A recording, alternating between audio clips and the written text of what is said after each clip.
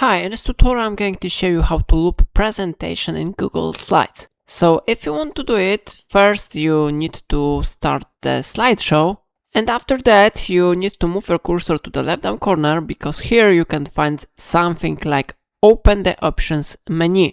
We need to click on this icon with three dots, and after that we need to go to autoplay, and here we need to select which option we want to select. So for example, I select here that I want to autoplay this presentation and change slides every 2 seconds. So I select it, and then I need to select loop option. After that, our presentation will be displayed in the loop. So I check it and I click play. So now let's check what will happen.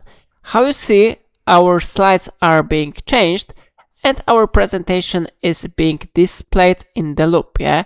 So in this way you can do it really easy in Google Slides. If I helped you to do it, remember to like this tutorial and subscribe my channel. Please let me know in comment if it's not your problem.